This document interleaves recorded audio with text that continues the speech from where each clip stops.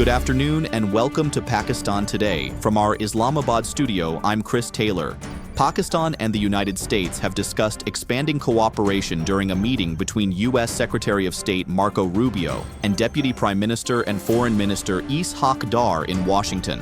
According to statements issued by both countries, Rubio thanked Pakistan for what was described as constructive mediation efforts between Washington and Tehran during ongoing regional tensions. The discussions also covered trade, investment, security, and counter-terrorism cooperation, while both sides reaffirmed support for regional peace and stability.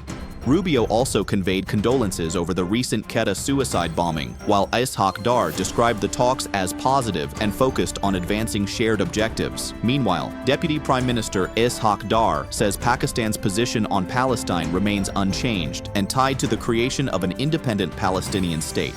Speaking at Pakistan's embassy in Washington after his meeting with Marco Rubio, Dar said there could be no shift in Islamabad's stance towards Israel without Palestinian statehood. The remarks came after questions regarding President Donald Trump's reported efforts to encourage Muslim countries to join the Abraham Accords framework as part of wider regional negotiations involving Iran. Turning now to developments in Washington and Tehran, President Donald Trump has reportedly concluded a 2-hour Situation Room meeting without making a final decision on a proposed Iran agreement. According to senior U.S. officials, efforts continue to extend a fragile ceasefire arrangement, although major disagreements remain unresolved. Issues under discussion reportedly include frozen Iranian assets, uranium transfers, sanctions relief, and access through the Strait of Hormuz. Officials on both sides say negotiations remain active amid attempts to prevent further escalation. Iran, meanwhile, says no final memorandum of understanding with the United States has yet been approved. CNN reports there is still no confirmation that Supreme Leader Mojtaba Khamenei has endorsed any proposed framework. At the same time, Iran's Revolutionary Guard Navy says it fired warning shots at 4 vessels near the Strait of Hormuz after accusing them of unauthorized entry. Tensions also increased after Washington sanctioned Iran's newly created Persian Gulf Strait Authority, accusing it of using strategic shipping routes for leverage. Iranian officials rejected the sanctions, saying pressure would not alter control over the vital waterway.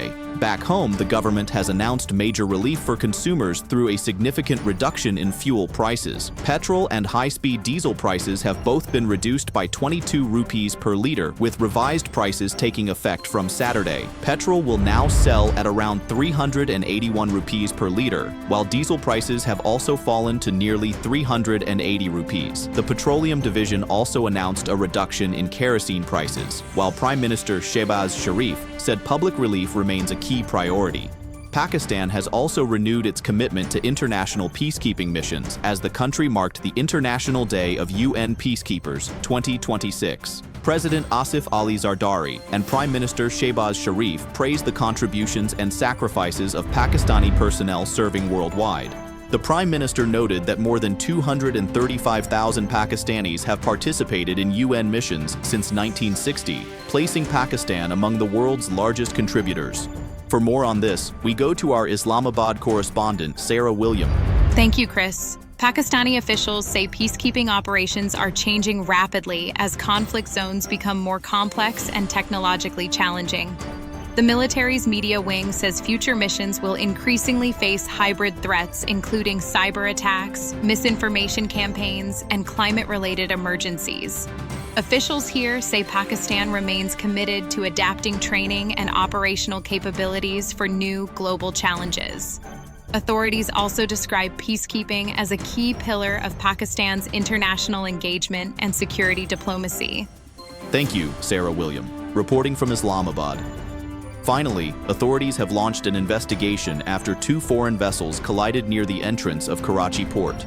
According to Karachi Port Trust officials, the Liberia-flagged container ship MV Popo collided with UAE-flagged cable repair vessel MV Niwa near the Fairway Buoy.